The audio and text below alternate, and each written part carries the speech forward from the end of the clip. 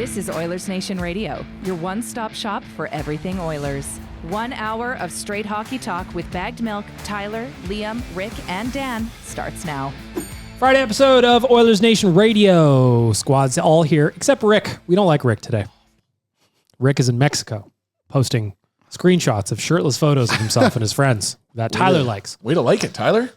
I support my boys. If they want to put their bodies out there, I am all for body positivity, even though all three of them are jacked. There was 4. What about No. the fourth? Sorry to the fourth guy, not so jacked.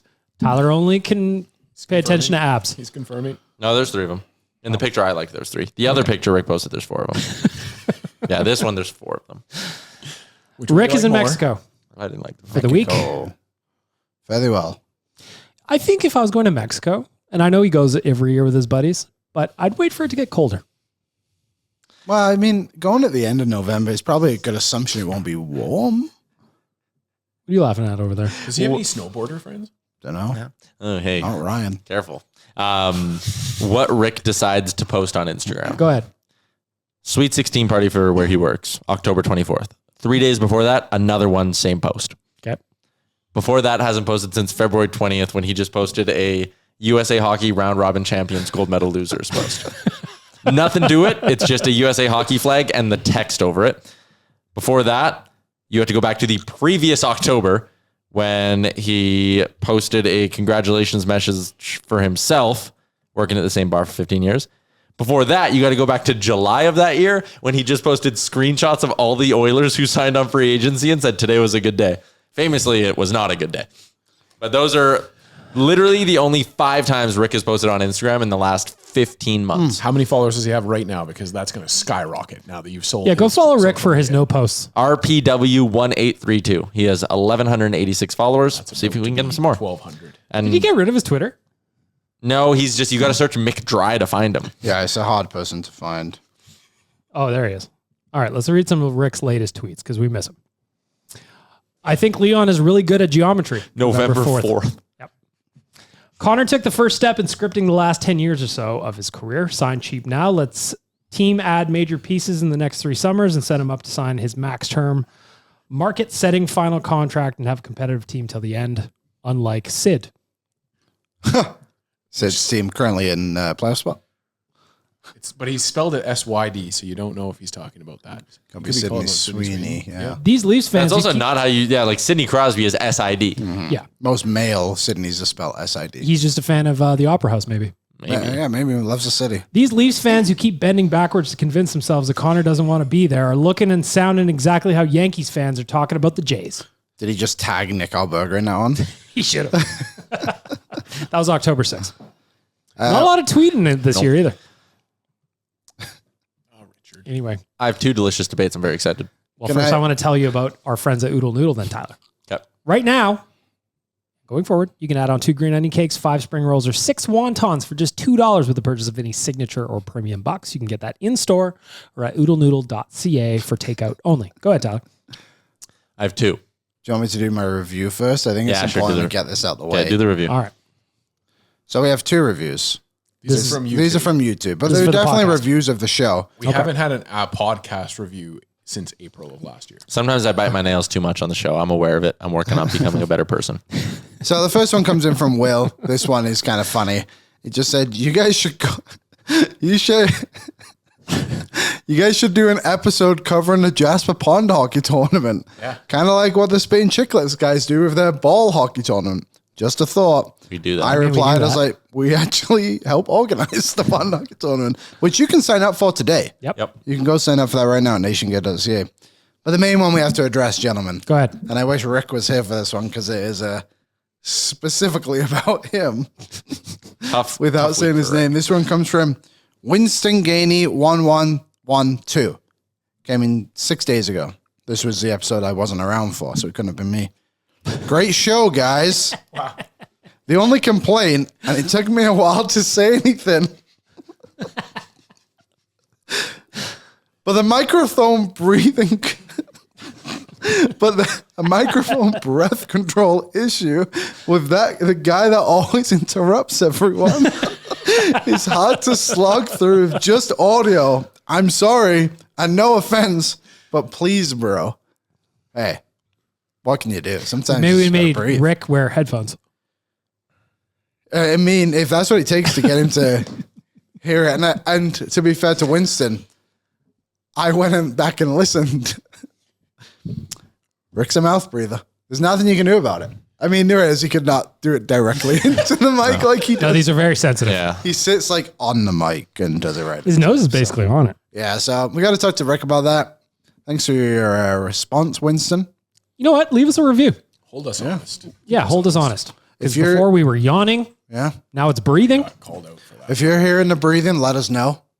And try my tell us best who not it to is. We can't address ourselves if we don't know who it is. It's about accountability. Yeah. We need you to hold us accountable. I forgot we were on video this whole time until you said that about your fingernails, Tyler. I know. I catch myself like twice an episode just being like, I got to get that out of there. And I'm like, this is a video podcast. Oh my God. People are clearly watching too. Yeah. Well, You haven't noticed I've been playing myself the whole time. That's why I'm off camera. All right, Tyler, what do you got for delicious debate? if you were told that you had to go in for some sort of surgery, No. but the surgery could not be performed by a doctor and had to be performed by someone at Nation HQ, who would you pick to perform it? I heard I was selected. You were. And part of the reasoning for Ryder saying it, and I agreed with him, and I laid it out. I said, I feel like I was like, BM, I have surgery in an hour, you need to perform it. You'd be very good at finding the right YouTube videos to watch to have some idea of what was happening. I take it seriously. Yeah. I wouldn't want to fuck you up, Tyler. I said, you can't pick Reese because the pressure alone would kill him before the surgery even begins. Yeah. Reese, what do you got to say about that?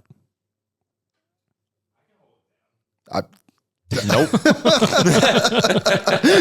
That was calm. All right. It's very calm. So you need us to answer. Yeah. Who do you pick? So- who are you picking? I got to think of somebody who is generally calm. I think there's a lot of stress in performing surgery when you're an unlicensed surgeon like myself. Yep. I can't pick myself, even though I would. You know what? It's a tough question. I think I would pick Kennedy. Oh, I would not. But Hang on, let me work explain through. why. Kennedy is turning into the office mother. She cares very much about the employees that are here at HQ. I think she would take the job so seriously that she would, I mean, it would probably take longer than it should, but she would do it as carefully as she possibly could without damaging me permanently. Kennedy. Okay.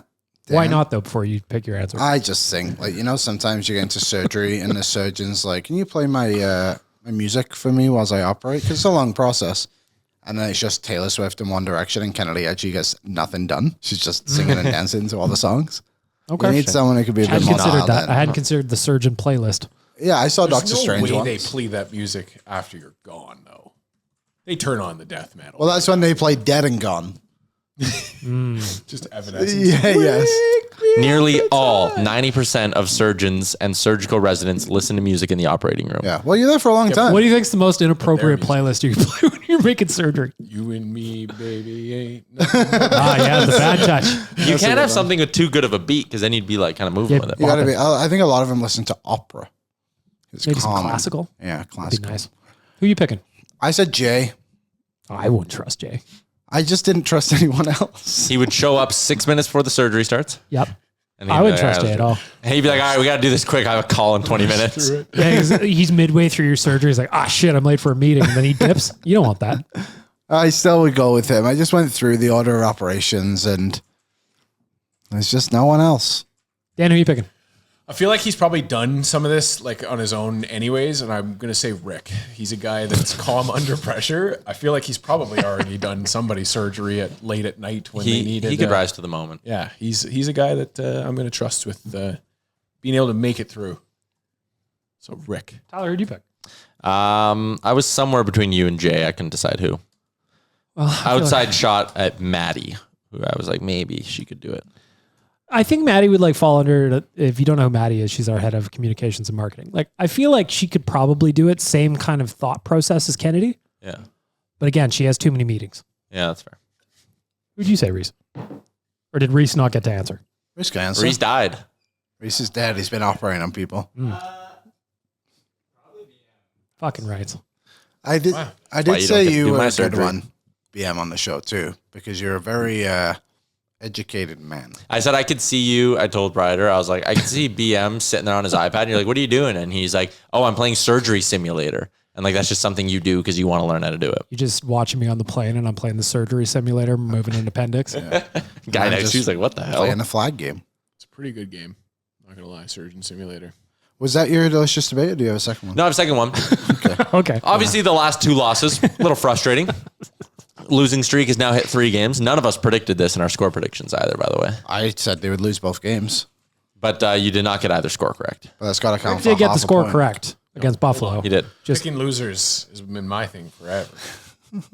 But the question is, like, these last 2 games against Washington and Tampa, have you viewed them as a step forward at all for the Oilers? Or are losses and they suck? I actually, you know what? The start against Washington was super frustrating, dropping 2 goals early. That was super frustrating because, like, you spot a team in the NHL 2 goals off the jump. It is very hard to win the game. Yeah. Yesterday, I thought the Oilers played well for the most part. They ran out of gas. They had really 3 did. games in 4 nights on the road is tough. And I think I read or saw or heard that they got into Tampa at like 3:30 in the morning. Yeah. They played, that was the best start they've had all season, in my opinion. And they ran out of gas. And it's unfortunate, but they stole a point in Tampa that, you know, if they played the way they did in Buffalo, they're getting blown out. Not just a good start, but like they were able to maintain it for large portions of the game. Like it was probably up until probably the back half of the second period, or as though Tampa Bay kind of decided to push a little bit more then. But I thought they played pretty well yesterday. They were a bit unfortunate. You don't want to look for moral victories, but I feel like that's probably one. I thought they did a pretty good job defensively, again, up until the third when it got a little looser and Tampa pushed a lot more. But again, like, this team's in a bad spot because they're not playing very well. So I think it's fair to live in a bit of a realistic zone here and be like, you know what? They lost yesterday, but all things considered, you got to be happy that you got at least a point in that game. Yeah. So I would view these past 2 games as a step forward. Unfortunately, what you got the better of in both those games, well, the Oilers' offense was going really well in Washington, but you needed a save you didn't get.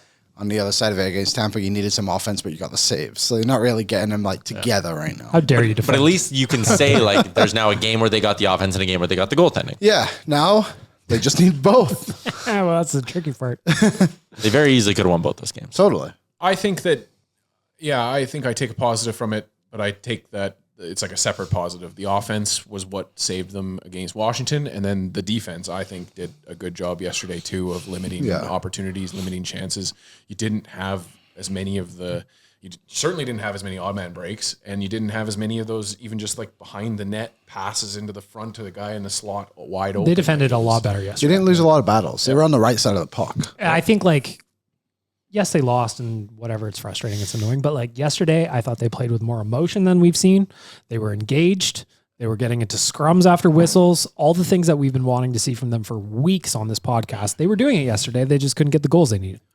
And I think the scrums too, one thing I appreciated more in this game than that, let's just say the Columbus game, was like, it felt very forced in the Columbus game. Yes. They were like, we need to have a physical impact.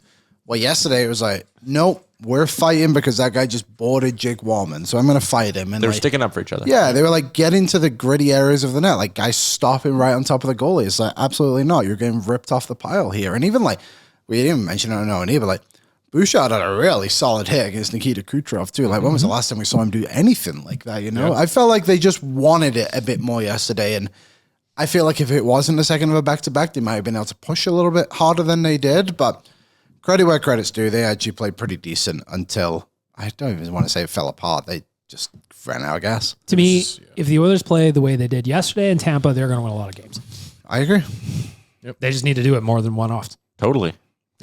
I think once the 12-minute mark hit in the third, you could see the fatigue really just take over, and they were holding on for dear life, and it was coming hard from the Tampa Bay Lightning. But again, they were even just inches away in overtime from being able to put that thing away. Oh man, I still can't believe that shot didn't go in. Yeah. You know, I actually celebrated. I'm not going to lie. Me and my dad stood up. I'm like, great, goal, win. And then he's like, what is happening? But how could you not? The puck's right there. Jack Roslovic, was it 3 overtime winners this And he season chipped already? it up like Vasilevsky did. And Well, someone was like, oh, that save's lucky. I'm like, man, I don't think you know how high-end goalies operate. Like, Vasilevsky probably saw him coming in with like his stick blade flared open and was like, oh, he's going to raise this, and like kicked at his fellow. It was an insane stop. I got a lot of that in my mentions. I tried to defend Calvin Pickard last night. How could you? It should have been very easy to do. Oh boy. You were saying before we started recording, I didn't like the OT goal either, but the game doesn't get to overtime without Calvin Pickard playing his best game of the season by a country mile. It's also Jake Gensel on a breakaway. Like, Totally. You can't get so negative. Like, be realistic about things. Calvin Pickard had the best game of his season. Maybe saved his NHL career, if we want to be completely honest about it. might have. Or prolonged it at the very least. Prolonged it at the very least, yeah. So give the guy some credit. Like, he played really well. The others played well. They just didn't win. But I think, all in all, you put it down as a bit of a positive. They got a point. Got to take some positives out of it. We're going to move along. We're going to keep the analysis going. But first, I'm going to tell you, we mentioned it off the jump. The Jasper Pond Hockey Tournament is back at the Fairmont Jasper Park Lodge from January 23rd to the 25th. We're talking about 3 days of pure hockey paradise on beautiful Lake Mildred, surrounded by the Nation crew, your favorite people, and the Rocky Mountains. It's a 4-on-4 pond hockey tournament in the heart of Jasper. One of my favorite weekends of the year. Sign up for the tournament or it will sell out. That is a promise to you. I want to talk a little bit more about our pal Cal. Best game of the season by far. Say what you will about the OT winner. I would have liked to stop, but like Tyler said, it's Jake Gensel. He scores a lot of goals. Mm-hmm. What do you make of, your mentions were a mess, Tyler. Mine were just, you can't say anything positive about a goalie even when they objectively played well. Yeah, well, people were like, he can make that last save. It's like, okay, what about the sprawling saves in the third period that allowed this game to get to overtime? Like, I just think it's so dumb to sit there and point to goalies and be like, they never make the big save. And it's no, they never make the big save when you notice it, when they lose. Like, there are plenty of games this year where, again, Stuart Skinner's numbers have been good. There's plenty of games this year where he stopped breakaways and 2-on-1s. And Pickard last night he stopped a 3-on-1 at one point. So to sit there and bitch that he didn't stop Jake Gensel, who's a 40-goal guy, on a clean-cut break, that should happen sometimes, man. Connor and Leon, good goal scorers, make goalies look bad sometimes. Mm-hmm. I just think sometimes people just expect perfection and demand perfection out of the Oilers goaltending, which, don't take this as me trying to give either goalie a pass for this year. Pickard's been horrendous this season. But with his kind of, like you said, career on the line, he balled out and made 33 saves and was 2.5 minutes away from a shutout against the Tampa Bay Lightning. And as much as I agree with what you said earlier, Dan, that the Oilers defensively played better, the caveat I'd add is the Oilers defensively played better until the third period when they spent they were gassed. It's the end of a back-to-back. It's understandable, but they got caved in that third period. It could have been 5-1. And I also would say that the goal that they ended up tying with at the end of the third period, Connor, make a better play. Yeah, Connor keeps skating. Well, and we're not we're one game removed from where they had run off or run support after run support after run support when they go down by 2 goals. And this offense has to be better, and you had to have better chances against Vasilevsky after you get that first goal. And I'm not blaming the loss on them either, but you can say the exact same criticism of Calvin Pickard you can of the offense, where it's just if you got that second goal, we're not even having this discussion. That's what I was saying last night. I'm they lost in overtime, but score more than 1 goal. They had 23 shots up when the game was tied, or 22 shots when the game was tied. And again, yes, you're playing in a lead, and you're playing the prevent defense at that point, but there was 2 full periods of opportunities for you to go and get that second goal. And then Calvin Pickard just slamming the door shut for the rest of the game. Grow up and live in reality. How about that? Woo, spicy. You know what I mean? God, the guy had a good game. He allowed 2 goals on a team that's supposed to score 4 or 5. He only needs to stop 78 consecutive shots now to get a save percentage up to 900. So these people are so negative. I don't understand how you can live that way all the time. I get being negative about the Oilers being lackluster right now, but sure. He did, but Pickard did way more good than bad last night. It'd be in the Washington game being why can't they score? Oh, they never get one more goal when they lose. Those people would never say that. They should have won 2-1 last night. The power play should have done something. Yeah, the Oilers had chances too. The high danger chances are 9-8 in favor of the Oilers. Yeah. And that's an all-world goalie on the other end. And then you flip the script to the Washington game, and we are critical of Stuart Skinner in that game. Yeah, he played bad. He should be. That was the first 2 goals, not his fault. But after that, it's an absolute gong show. And when this team is struggling as they are and are trying to battle back and are battling back and scoring goals against a guy that is arguably a better goaltender than Stuart Skinner is on his best days, they're still getting that run support can't do it last night. But yeah, I mean, we can be critical of the goalies too when they are underperforming and they aren't performing well. The thing that always surprises me is I feel like we're very fair about the goaltending. Yeah. When they're bad, we say they're bad, and when they're good, we say they're good. But nobody you get credit for one or the other. Yeah. Same thing with, I mean, when there's the people who obviously hate Bush and hate Nurse, and it's like, when they have a good game, you see a sentiment of like, well, yeah, that's what he's supposed to do. Or Bouchard will have like 3 even strength points in a game, and the Oilers will outscore the other team 4-0 when he's on the ice. And people are like, oh yeah, don't see a lot of defending though. And it's like, okay, so when Bouchard objectively does like 7 good things that contribute to a win, he's played great this whole month actually, despite the team being largely stinky. Yeah. And people will still sit there and be like, well, maybe if they got rid of Bouchard, they'd win some hockey games. Good Lord.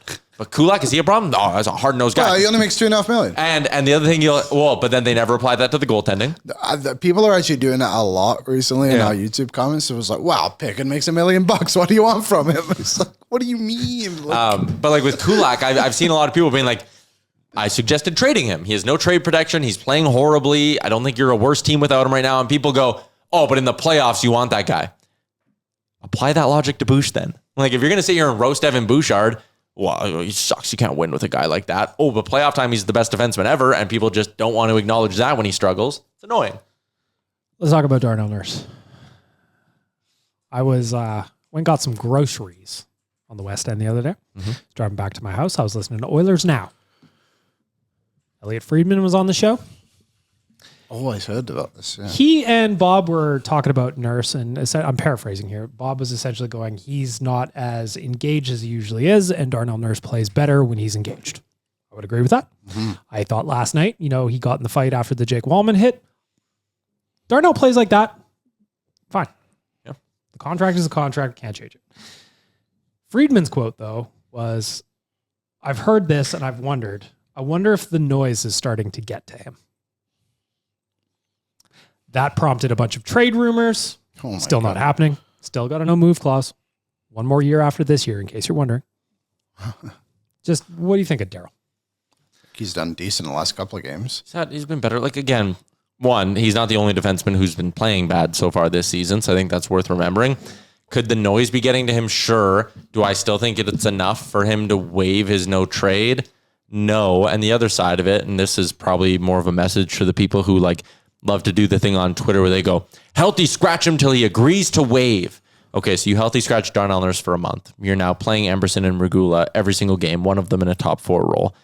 And let's say Nurse then comes to you in January and is like, all right, you guys aren't playing me, I'm out. What team is going to sit there and be like, ooh, 9.25 for a bad defenseman who hasn't played in a month? Like, what are we doing here? I just think... We play a lot of EA Sports, I think. We do. I just think with Nurse... They just need to put him in a spot where, do I think Darnell Nurse can be a good third pairing defenseman? Yes. Does it suck he makes 9.25? Yes. But let's try put him in a position where he can be the best third pairing defenseman you can make him. Mm-hmm. And at least he's giving you something of value. If that means, again, this summer, you're going to find a left shot defenseman to play with Jake Wallman, or you're moving Wallman over and finding a righty for Wallman, whatever it is, if you need to find a better partner for Wallman, do it. And again, just put Darnell Nurse in a position where he can succeed, because you are unfortunately stuck with him. The last thing I'll say, him and Bouchard actually have pretty good numbers together. And maybe there's something to just mixing up the pairings for a while, going Bush and Nurse together and saying, hey, your guys' job, offense. We are going to live with the mistakes you make. We're going to play you with Connor and Leon. We're going to play you in the O-zone. Shit's going to end up in the back of our net sometimes. Who cares? But you're going to help us move the puck the other way and give that pairing a defined role, instead of asking both of them, quite honestly, to be something they're not. Do you think players actually listen to the outside noise, though? Yes. Yeah. I don't think all of them do. I don't think all of them do, but I think sometimes it's impossible to ignore. I just think I think that if they don't see it themselves, they're going to hear about it from their auntie or something. You know what I mean? I think maybe, yeah. I think that players ebb and flow. I think that sometimes you'll see them engaging with content online, and then sometimes they just go stretches where they don't, and they can't. And they have to remove themselves. I literally can speak from knowledge, saying that people do follow our Hockey Fights account, and I will see them dip in. Someone blocked Oilers Nation and all of us. Did Darnell Nurse? Really? Darnell not block us. Darnell's never been on Hockey Fights. That's what I mean. I think someone like him, I think it's Stuart Skinner, that guy is literally come out and be like, I literally cancel everything out. But then people go to his wife, and it's fucking crazy. Yeah, that stuff's nuts. And just it's these same people who say you can't compliment a goaltender. Like, it's insane. But I don't know. I just think every year we get to this point with Nurse where it's like, oh my God, he's terrible. Then he has a great December. And then he does really well. Like, we're here again. I don't think the noise is against him. I just don't think he's a very consistent player. Yeah. And also Bob went on to say, he's like, Bouchard gets it way worse. And I think Bouchard has become the new whipping boy for people. He makes too much money, man. Makes too much money to be a top defenseman in the league. It's crazy. Mm-hmm. How could they do that? They should have let him walk to Carolina for 4 first-round picks. That might turn into nothing. But think of what you could have traded those first round picks for. Could have traded them for a top pairing defenseman. Evan Bouchard. I mean, let's pump the brakes here. Those first round picks could be anything. It could be anything. It's a boat or a mystery box. Yeah. There could be a boat in the mystery box. Yeah.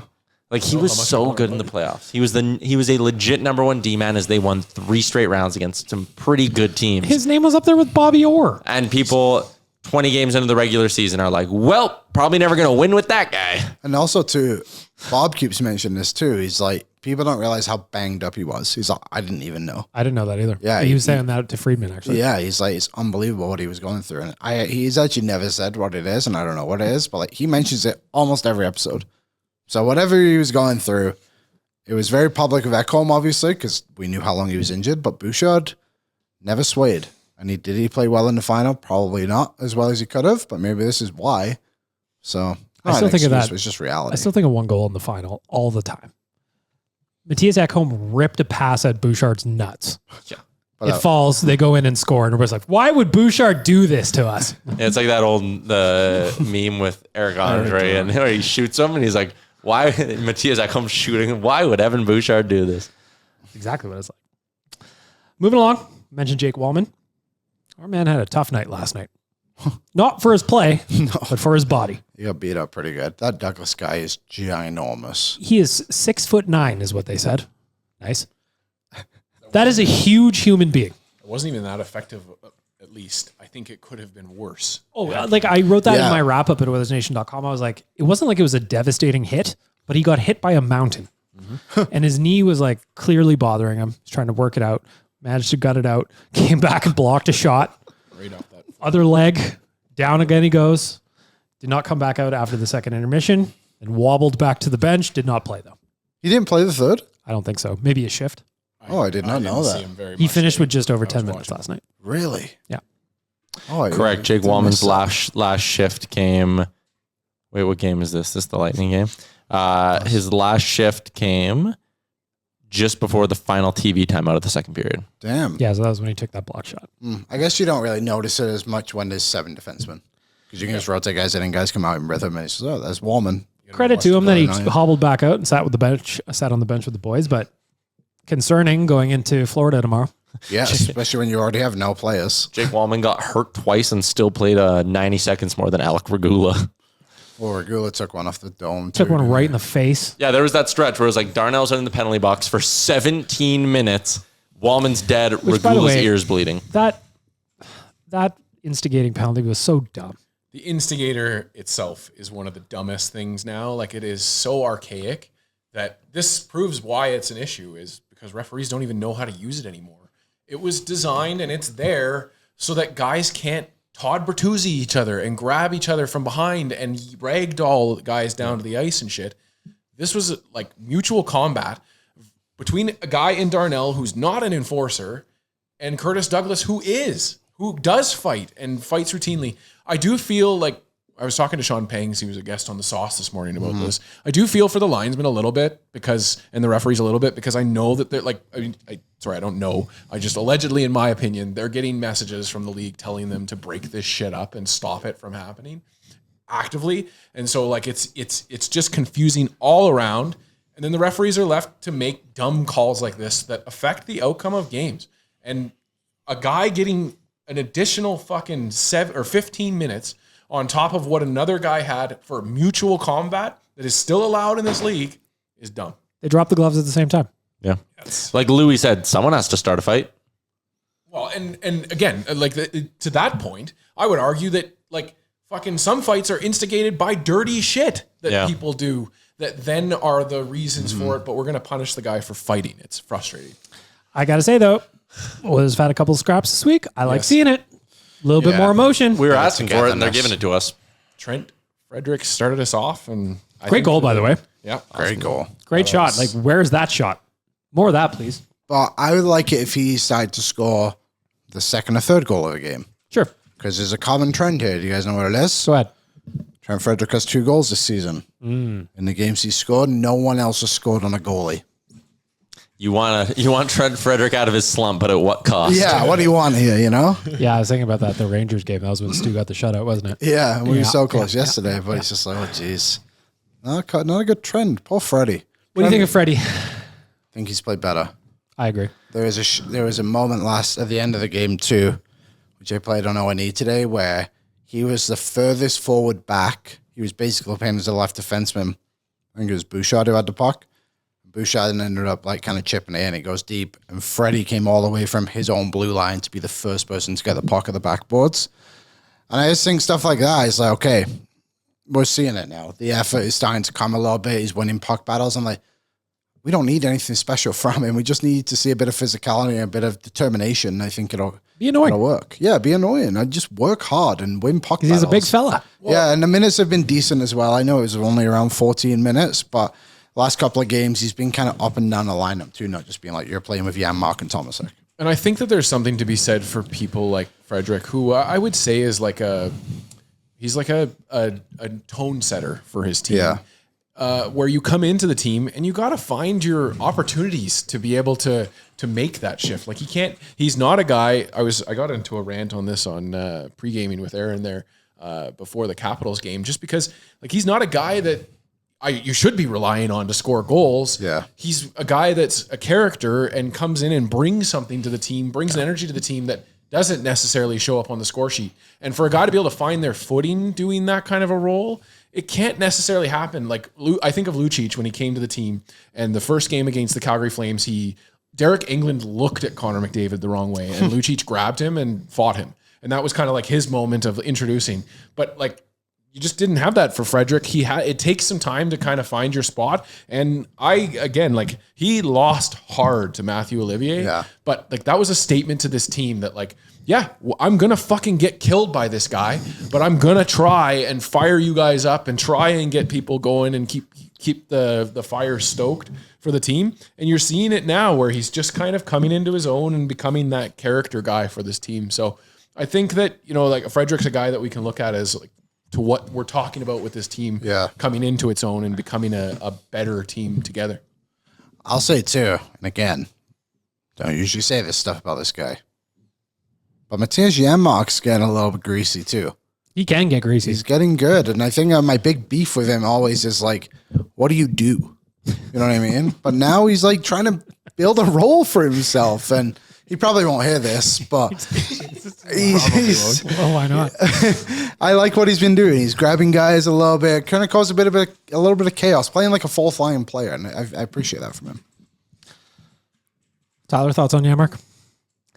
All right, Speechless.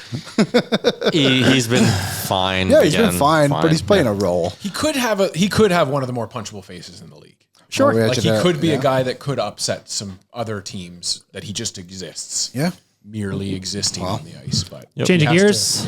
Another quote that popped around here the other day was one from Frank Saravalli talking about how Paul Coffey seemingly butted heads with some of the people on the coaching staff. That caused major waves on the website. It went viral, huge page views on social. That clip or that graphic went massively big.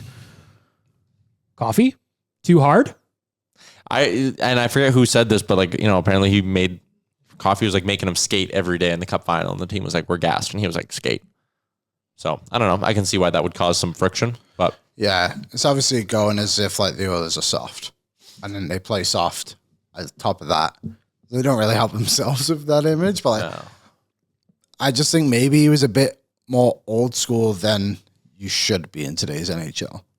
You know what I mean? I feel like we all on this podcast kind of talked about how when he came in, he was like the lightning rod for that defensive group to be willing to take some of the criticism for them trying to reach out and go out.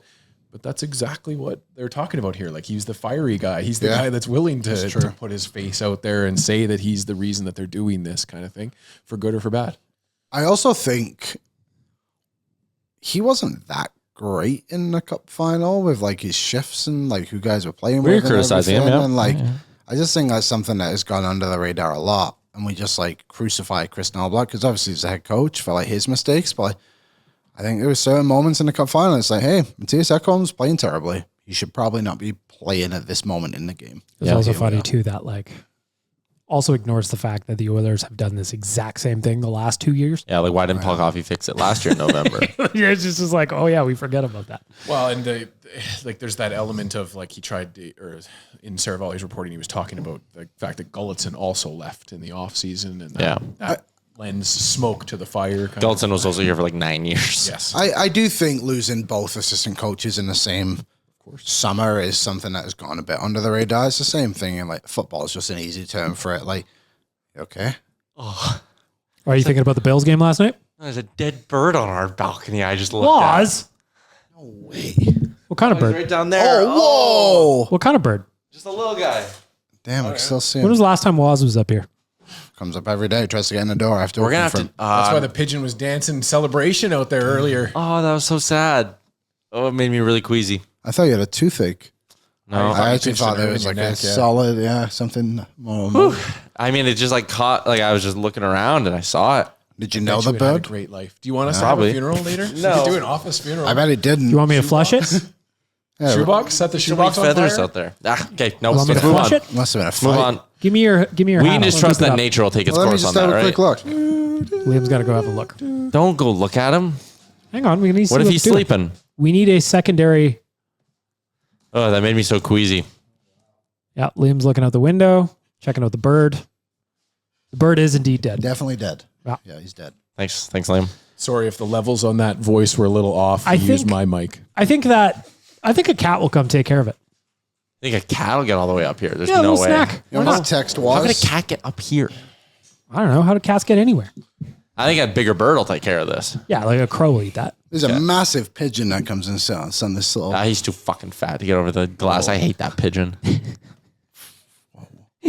What do we know about this bird, Tyler? We know this. Have you seen this was a bird local before? bird. Like, this is impactful for you. You might not think not much of it. It's just a bird, but we do know some things. It was a local bird. Maybe it's the same bird that surprised Oscar that one morning with a special present from above. We are having bird incidences at the office. There was that pigeon that was hanging out on the ledge there for a long time during the summer. And He's was still- just put his desk next to the bird. Now the bird's gone. Now the bird's gone. Wonder what happened. Anyway, allegedly, my opinion was killed birds. Damn. All right. Good thing they aren't real. Yeah. I mean, maybe that one's batteries are just dead. Yeah, he'll be up and out of him. He's got some Just reboot the system. Get some Yeah, I'm energy. sorry I did this, but that just scared the shit out of me. Yeah, it's not scary. It's Pause for a sad. break. Yeah, Tyler needs to collect himself. In the meantime, this was a tweet from our boy NHL Sid last night. Not a great one. What did he say? The Oilers do not have a regulation win since October 28th. They remain tied for dead last in the NHL with 4 regulation wins. I'll turn around quick. So how many did they have at this point last year? Regulation wins I think it was 6. through 23 games. I think, if I'm not mistaken. Tyler's looking it up. Can I ask a question? Please. How do I word it? Like, how much does that matter to you? Regulation wins? Yeah. Like, if they're mean, for winning, tiebreakers. if they're, yeah, sure, at the end of the season, it becomes important, but like, if they're finding ways to win, which again, they're not always doing, but like, they have 9 wins on the season, 5 of them clearly in overtime. But Vegas only has 10 in this season, right? Stuff like win. that. It's a win. I just don't, like, I understand like tiebreakers, all that stuff, but like, at the end of the day, like, it should just come down to points anyway. Like, you shouldn't Hopefully, be yeah. looking down, being like, oh, they only had 25 regulation wins. You know what I think mean? where Like, you're like, and where you're maybe coming from is like, if we all sit here and be like, we don't care how the regular season goes, we care what happens in the playoffs, Yeah. then we also shouldn't give a shit how they win in the regular Just season win. as long as they get in. Just They win. had 7 at this point last year. Okay, so if you're behind. Though, do you have the record at this point last year? Yeah, it was Like, 12. we're also cashing in on OTLs right now. Yeah, we are 12-9-2 last year. So yeah, you're right. Last year in overtime, they had a 5-2 record at this point in OT. So if they just had a better OT record right now, maybe they'd be in a better spot. Or they would be. Other couple thing, we mentioned that the Oilers are shorthanded. Pray for Jake Wallman. Noah Philp, Curtis Lazar, both out with upper body injuries after the game. Was that against the Capitals? Yes. They will not play for the remainder of the road trip, which is one more game. We'll see what happens when they get home. I think they got injured in the game before the Capitals. So. Oh, this is the Sabres then. Yeah, I didn't see what happened to Lazar. I couldn't find it when I was looking through his shifts, but for Phil, it looked like a pretty routine hit that maybe just caught him a little off guard. He played one more shift after, and that was at the start of the third period. And he only played like 6 minutes or something. Yeah. One other thing are we done the news or do you more? I have something. I got one more thing. Okay, you go. Boys, we need to pool our money together. Okay. I found an opportunity to live very close to Daryl Cates. All we need, Reese, check your pockets, $4.25 million. Well, you're saving so much money not buying groceries anymore. Exactly. So I'm on my way. 5 bedroom, 6 bath, 5,300 square feet. Wow. 5 bedroom, 6 bath? Yeah. What are we doing with the 6th bathroom? How much was this again? $4.25 million. In Edmonton? Yeah, right next to the Cates compound. Wow. Who lived there before? Have you not driven outside of the Cates compound with the rink? We've all been there. We've all seen just the do a black little tour. SUV that sits outside and flashes one that lights. follows And you. sometimes blocks off the road if they're going somewhere. Yeah. So you could probably fit 5 couples in that house Oh, easy. Oh, yeah, definitely. because you said 5 bedroom, 6 5 bath. bedroom, 6 bath. So yeah, 5 couples. Yep. That still works out to about $850,000 a couple. So not exactly affordable. Oh, come on. Boys, how much are your houses? Let's line them up here. Not that much. I don't think Less than half. I don't think our 4 houses equate to that. Liam's maybe the closest. Fancy Shirt Park boy. Whew, come on. Yeah, I live in Collingwood. It ain't my house. Yeah, mine's expensive. Rick's got a nice place. Maybe the 5 of us. Chuck in what's Live in, with Rick? Get 1/5 Didn't he of have the a house. toilet leak all over his bathroom? From above? all over his apartment. Had to miss my wedding. Townhouse, yes. Well, he was there for the Crowns. ceremony. Yeah. So that's a no on the $4.25 million house then. Maybe next year. All right. Reese, mark this down. Next year. All right, Tyler, I'm done with the news. What do you have? Connor and Leon became the 6th set of teammates in NHL history to factor in on 500 goals together. Wow. Can you name them all? Because they're in front of me, yes. Gordie Howe and Alex Del Vecchio. Oh, I meant the goals. Oh. Mike Bossy and Brian Trottier. Wayne Gretzky and Yari Curry. Daniel Sedin and Hendrik Sedin. I don't think they're related. I think they're pronounced differently. Alex Ovechkin and Nicholas Backstrom. Those are the other ones. Man, Nicholas Backstrom had, well, I guess Ovi scores a pile. He probably just assisted on 500 OV goals. I guess just the last thing, because this just went up at Oilersnation.com. This is from David Penyota on the DFO Rundown, the rumor edition, which goes up on Wednesdays. And I quote, I know a lot of people are going nuts in Alberta right now, but you just signed Knobloch to a 3-year extension. The Flames just signed Ryan Huska to a 2-year extension. You're probably not signing these guys and then making a coaching change 2 months later. I get that everyone's going nuts about this, losing their minds, but maybe it's a roster construction that's not up to snuff for some of these teams. Maybe the realism is Toronto's not deep enough. Edmonton's not deep enough right now. Flames are just not good enough. So you have to take all of that into consideration. So no, I do not expect a coaching change in Toronto, Edmonton, or Calgary anytime soon. Rightfully so. I would have been stunned. Although I was stunned when Tyler told me that Jay Woodcroft woke up when I was very, very hungover in Seattle. Sleepless in Seattle. Oh, I slept. I don't know how good the sleep was, but I was unconscious. We also spent about 15 minutes trying to get a pizza box in our fridge that night. That was so funny. Folded it in half. We did. We basically made it one big calzone box. Great. There you go. That's what you got for the news. I'm going to get into a little bit of betting talk for our friends at Bet365. Whatever the bet, it's never ordinary at Bet365. Download the app and get it on the game. Use the code NATION at Bet365. Must be 19 years old or older. Please play responsibly. We're going to play a little Guess That Line. Here we go. Currently, as we sit today, November 21st, the Oilers are in 12th place in the Western Conference. Nice. Out of how many? I think there's only...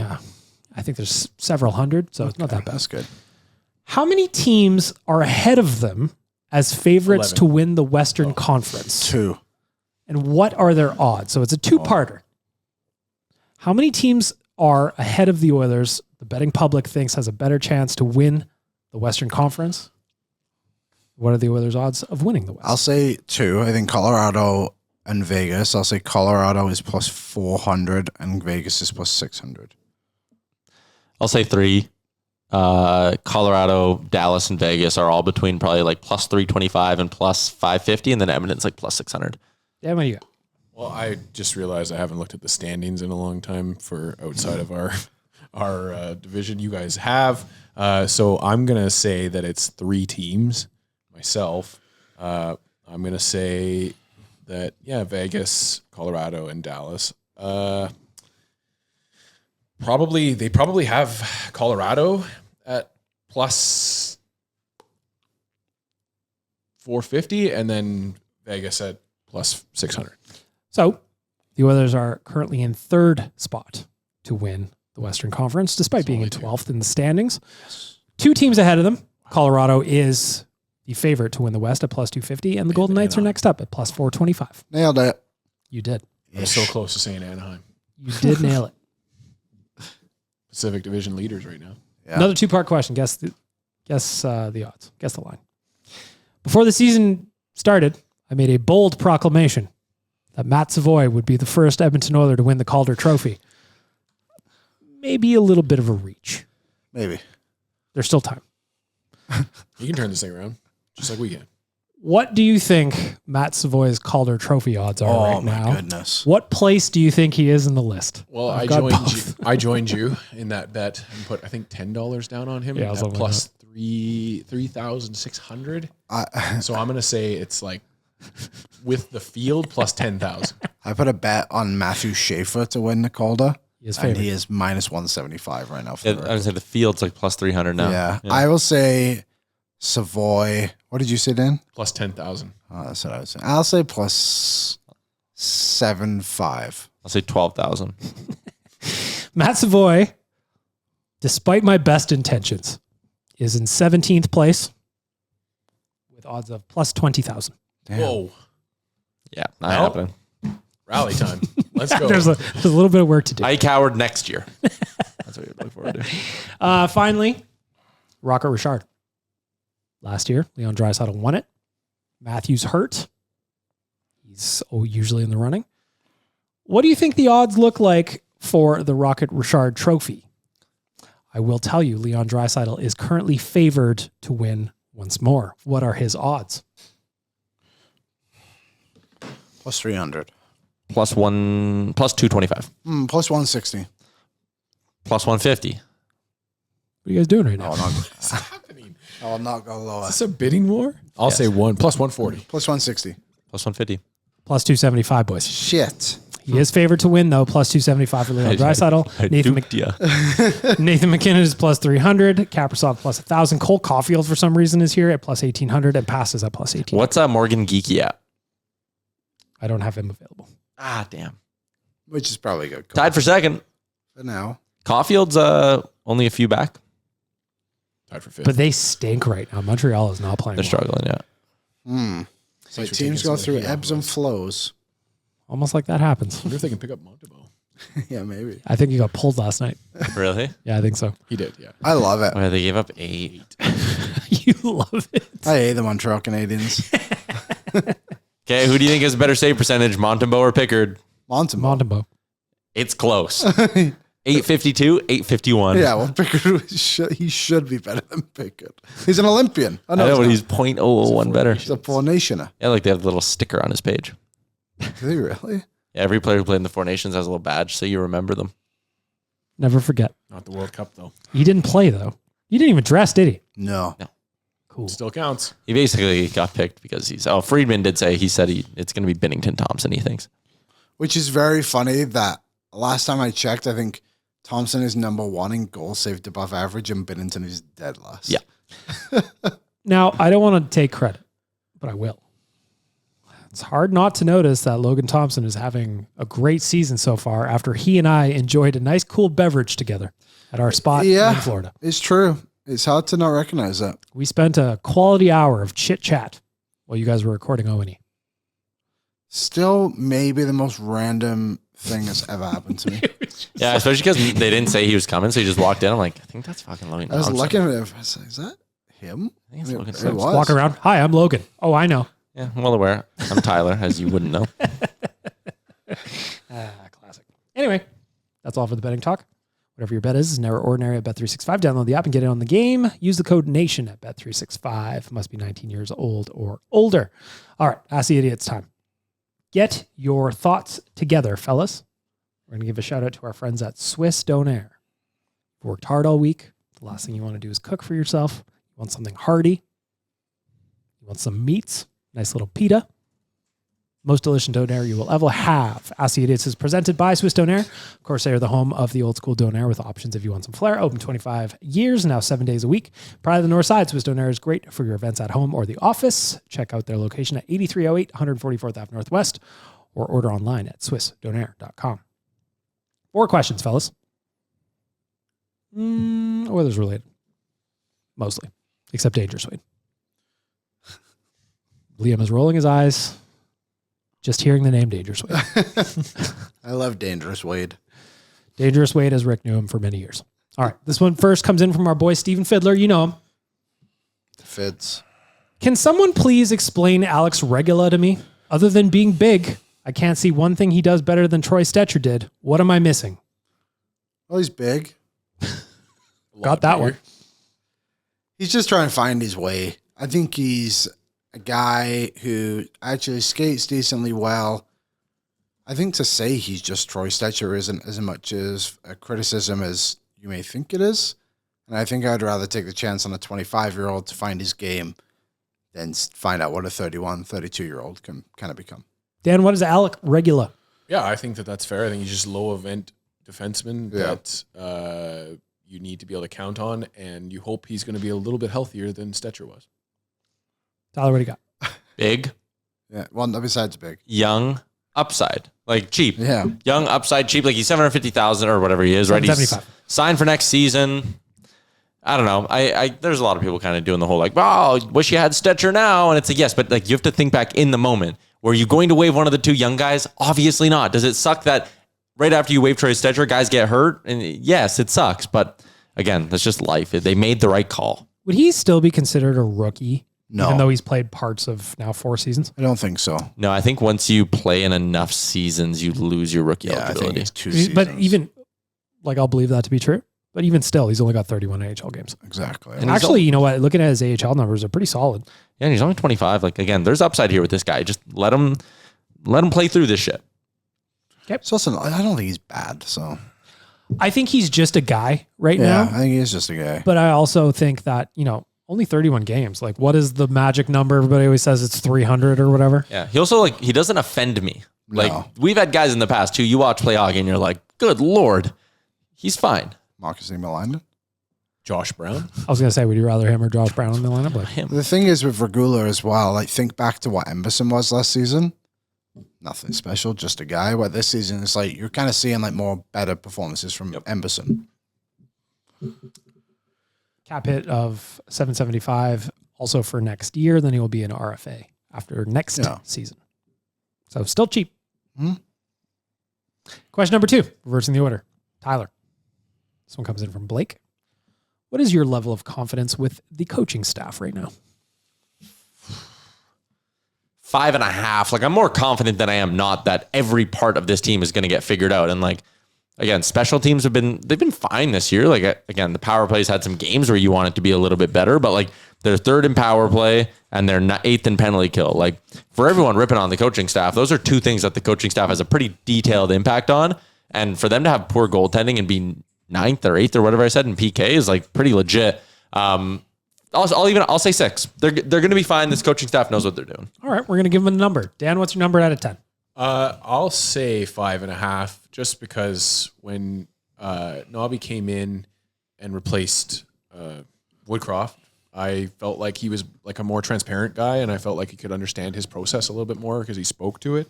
I feel like that's been lacking a little bit more this year, and maybe that's because they're losing, and he doesn't necessarily have all the answers. But I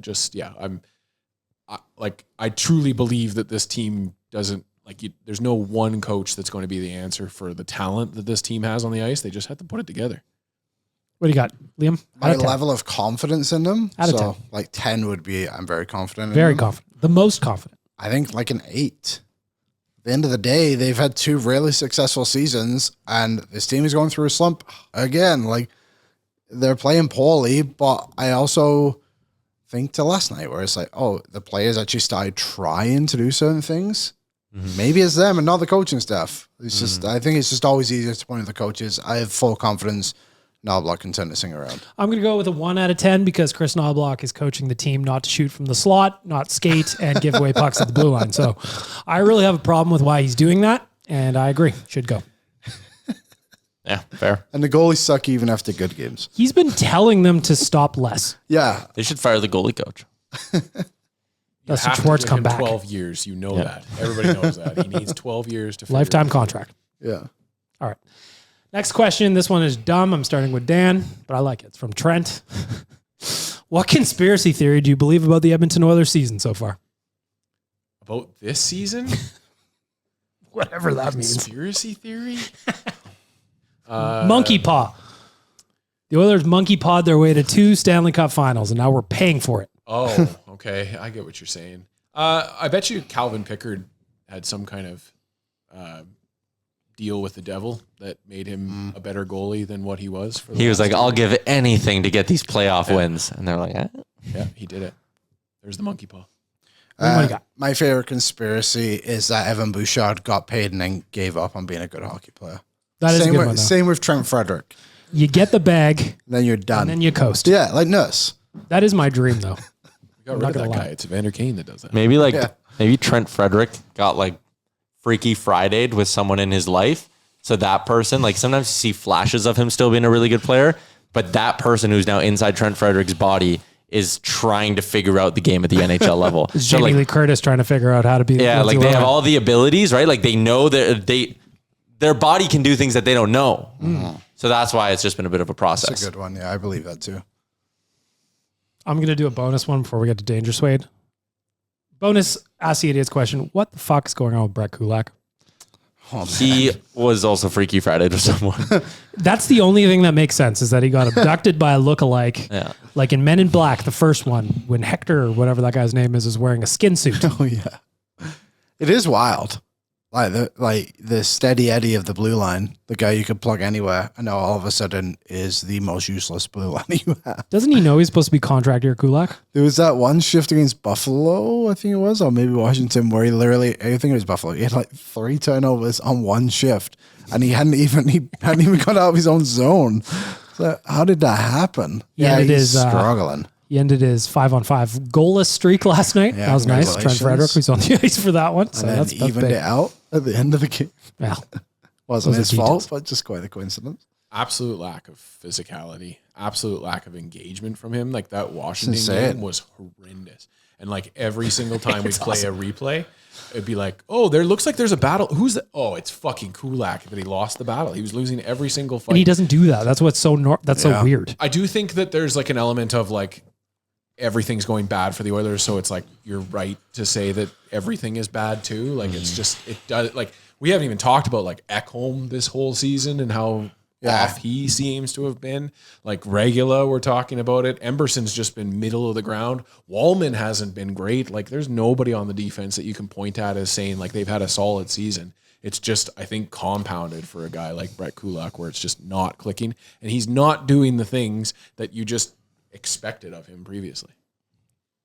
I'm going to put Reese on the spot for Danger Suede's question. Oh, good idea. Reese, grab that microphone over there. This is from Danger Suede. Have you interacted with Danger Suede yet? I've like seen him around and shit. Well, Danger Suede, if you listen to Close this, enough. interact with Reese more. He wants it. The question, Reese, that you were up, it's always ask the idiots, but it's never do the idiots have a question? What question would you have for a nation citizen you've always wanted to ask or something you want to know but just haven't had the opportunity? Oh, good one to put Reese on the spot for. Do you think anybody at the office is actually mean? Yes. Yeah. Yeah, I do. Who's mean? Let's name names. Go. I think I might be mean. I think I can be pretty mean. I'm known as a nice guy, but I think I'm an asshole. Yeah, I think that might be the end of the list. Who would you say is the meanest in the office, Reese? Careful what you say. It's Jay, isn't it? You can say Jay. Yeah, overstimulated. We all start stimming. because I yell at you to go home? No, not you guys. You guys are chill as guys. You're such a liar. Smart. Tyler, you got to ask the nation citizens one question you've always wanted to. I'm asking Dangerous Wade, are you like this around the other people in your life?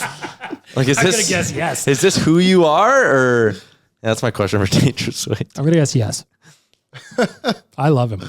Me too. Dan, you got one question for all the citizens out there. What is it? First of all, how do you get off? No, Yeah, why are you the way that you are? yeah. No, I don't know. I get to interact with so many citizens. I've been able to Stupid.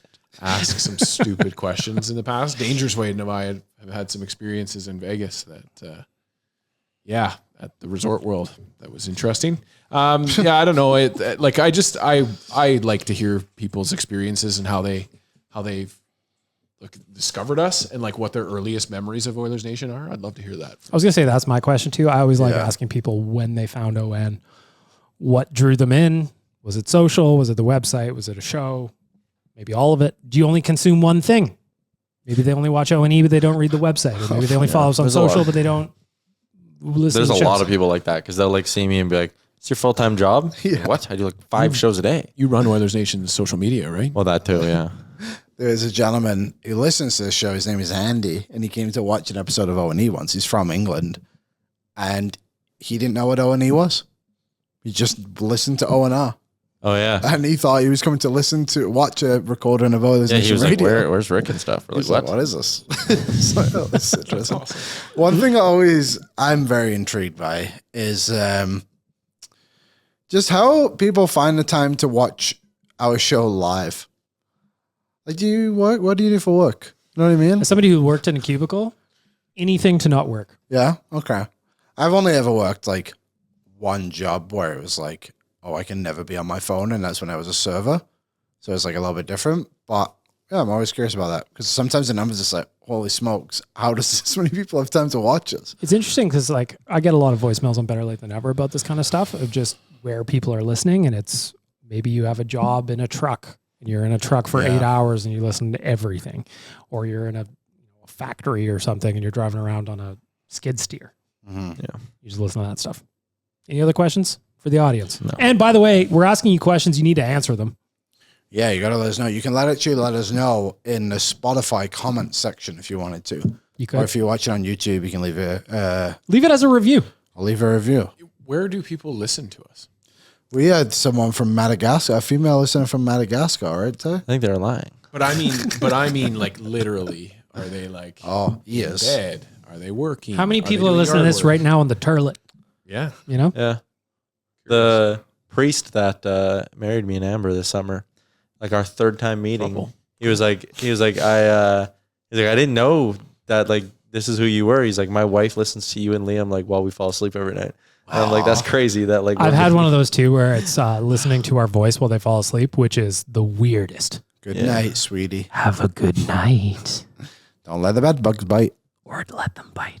Feels nice. And right, Chick there and you I go. just start yelling at each other in the middle of the episode. It's not a really peaceful thing to go to sleep to. So. Yeah, all of a sudden Rick comes in. He's just like, bah! And then breathing I was going to into the say, Rick microphone. just breathing heavily into the microphone. Yeah, go to sleep to this. ASMR. All right, slide on into my DM, send me an email, however you want to get in touch with me for Ask the Idiots. In the meantime, go over on Swiss Donaire. That's all I want to say. All right, let's wrap up the podcast. Hot Cold Performers, nationgear.ca. That's where you're going to find the details for the latest Nation vacation to Vegas. We are going down in March. It is going to be a blast. We are staying at Circa Stadium Swim. One of the coolest hotels in Vegas. best. The pool, you get full access to the pool. Late March, that'll be March Madness, will it not? Yeah, balling like it's March Madness. Do some betting in the pool. Come on, you're going to have You know that song, Reese? March Madness by Future. All right. I've never heard of it. You think Reese don't know this? Come on. One of the best songs ever. Who's Future? Best song ever. Join us, nationgear.ca. Grab a spot. It will sell out. Join us in March. It's gonna be you're gonna suffer through the cold. Join us. Pools be open. All right. Hot and cold performers. We're gonna start off with our veggies as we always do. Liam, you're up first. Cold performer of the week. Disney. they just keep releasing these movies that I've already seen. And like, why do we need a Moana live action? It might be a good movie. Like, I don't know. I obviously haven't seen it yet, but aren't they making a Moana 3, an animated version? It just seems lazy. Worst. Yep. It is the worst. Agreed. Also, bring back 2D animations. I don't want everything to be Like CGI. Wallace and Gromit? No, that was claymation. I'm down for some claymation. Yeah, claymation's awesome. They actually did do a Wallace and Gromit recently. Well, Live finally. action? Yeah, I believe it was live action. Dan, what you God, got? that would be a tough one to be casted for. Eh? Oh, yeah. Oh, you're We Wallace. think you're perfect for Wallace. It's like, really? Okay. Dan, you're up. Cold from the week. It's going to go out to, well, it must be Olympic time coming up because Wayne Gretzky's PR campaign has tried to start up again this week, and I'm just not here for it. So, Wayne and your PR campaign trying to reintroduce yourself as some kind of Canadian gets my cold performer of the week. And bonus, the murder bird just came back. Oh, it left again. Sorry. There's a pigeon. bird's out there gone? that's- There's a pigeon out there that's been circling around. You made Tyler look at the dead bird again. Tricked you. Tyler, cold form of the week. The water I'm drinking tastes funny. Must be from Edmonton getting the World Juniors again. Put it in like Halifax and Brandon and in these good junior hockey towns. I know it's half in Red Deer too, but then Edmonton like gets the gold medal game and shit. No, the World Juniors are best played in Europe or in small junior venues. Cold performer, Edmonton getting the World Juniors. I can't believe it. Is Trying there to think, lemon like- in your water? I don't 'Cause it know. Looks like there's something at I the know. bottom. Yeah, of there's it. floaties. Oh, there is. It's so Where'd you get that cup from? That's worse than the bird. I think, is that a clean glass? No. Oh, God. There's some sediment. Oh, That's how you get your culture. Jesus. Yeah, has Tyler's some working juice. on his gut microbiome. Wow, that sucks. Dead bird and a Tough glass of. episode for Ty. Yep. He's disgusted at the moment. Did you have a cold forward, Tyler? He did. He just did World Genius. Oh, yeah. How many times has it been here in the last 10 years? I like 5. And it doesn't sell out, does it? No. I love the World Genius, but yeah, I like watching it at different places. Tyler's having a tough go. He needs to go home. Cold form of the week for me, Reese. I'm just going to just do the Oilers. Oilers have lost 4 of their last 5. It's annoying. They are just fucking ass right now. Yeah, that's a good point. Yeah, that's fair. Flip it around. Hot performer of the week, Tyler, you're up. Ike Howard's got 4 points in 2 games since going back down to Bakersfield. Feel like people would like to know that. So shout out to Ike Howard going down to Baco, getting his confidence up. Cash money. Yeah, he has been. Also, shout out to Frank Saravalli on Twitter, who did a Photoshop of Ike Howard saying, "Guys, I ain't going to Bakersfield. I'm out." And a lot of people bought it. A lot of people bid on it. I'm out. Dan, hot performer of the week. It's going to go to a Calgary Flame, one Devin Cooley, who, when he was talking about how he keeps his cool, he recites his personal mantra to himself, which is nothing matters, nobody cares, we're all going to die, which is just a wonderful, positive mantra to have. He's a hot guy. Eat Arby's. Crazy thing to say. All the He's time. like so proud of it too. So he had a comment after, and he said he says commented this for context. To be clear, I think nihilism. There you go. Is a very depressing way to go through life, but it can be quite liberating when dealing with highly emotional situations. We are so insignificant in the grand scheme. Create your own purpose, values, and meaning, and don't fear failure. Almost no one will remember it anyways. Embrace the absurdity and enjoy the ride. R.I.P. to this bird. Putting everybody on the spot. You need a nihilistic statement to match Logan. What's his name? Logan Cooley? Devin Cooley. Or Devin Cooley. Yeah. Devin Cooley. What do you got, Liam? Just something super negative. Sure. The only one I can think of is like nobody cares what you have to say online. Is that Okay. a nihilism? I mean, it's not quite as dark, but I'll take No. it. Tyler, what do you got? I'm not really a dark One that I person. think it's not really nihilism, but I always think about this is like nothing you do affects the Edmonton Oilers. Oh, I love that one. That is true. Right? When you sit there and you're nervous, like just remember that you sitting on your couch means What nothing we to do them. here matters there. It's not And superstitious, it's stupidstitious. yeah, And I say about myself. I know. And being superstitious makes it way more fun to be a sports fan. Yeah, but agreed. sometimes, like last night when I'm sitting on my couch upset, I'm like, oh yeah, none of this matters. Dan, you got a nihilistic Devin Cooley like Yeah. statement? Save your energy for celebrities and give it to your friends because celebrities don't give a shit about you. Oh, that's a good one. I will go eat right, stay fit, die anyway. Pretty good. Yeah, that's good. Where was I on hot performers? Ty. Ty, No, it was me. Yeah, it's you. Go ahead. My hot performer of the week. I will give it to. 1 of 3. So yesterday I gave my parents an advent calendar each, Nice. and it was a With Haribo. chocolates? Haribo. And they love Haribo, and I gave my fiance got them from a Christmas market in Calgary, and they were so fired up to get Haribo advent calendars. It was pretty cool. So I gave one to my mother and father for being excited like children. Woo! Friday, baby! Yeah, let's celebrate Friday! Woo! I'm going to stick with the candy theme. I'm going to give a shout out to Ryder and Lisa from The Sauce for stocking us up with candy downstairs. Oh yeah, that was great. That's very nice. I ate a lot of candy yesterday. I respect it. Cash money. Amen. All right. Amen. Score prediction tomorrow. Florida Panthers. As Tyler said earlier in the podcast, none of us got the last ones right. 4-3 win. Tyler's got a 4-3 win. Dan, what do you got? Are they wearing that meth cat jersey, or is that just for the outdoor game? Outdoor game. I'm going to say the Oilers win 3-2. I think the Oilers will win 5-3. Reese, for Rick, what do you got? 6-3 Oilers win. Wow. Even said it like Rick would. I'm going to go back to the well. I'm going to shoot for 2 points. I'm going to go 4-2 win, empty netter. Hell yeah. All right. Connor McDavid scores the empty netter and he's actually excited. How about That's that? one thing. Like David Tomaszek scored against Washington, and he was fired up to score. Yeah. I wish the Oilers were more excited when they score goals. They were somewhat excited yesterday for Freddie, I would say, right? Is that fair? I think so. They keep finding themselves in situations where they're battling back, and I feel like they're afraid to be excited because they're fucking battling back. Because they're losing. Get excited though. But I agree Scoring with goals you, is yeah. fun. Like, I fine mean, to we're have watching those Ovi score again with Washington the other day. He scored the most goals in NHL history, and he's still fired up every time. Yeah. He can score a goal losing 7-4, and he'll still celebrate like it's the goddamn champion. Celebrate more. Have some fun. Yep. In the meantime, have a great weekend. We will see you on Tuesday. What's up, Nation citizens? If you like that video, then you need to be subscribed to the Oilers Nation YouTube. Podcasts, live shows, exclusive interviews, and analysis. Everything you need from your favorite voices at Oilers Nation. And you don't want to miss any of it, so hammer that subscribe button.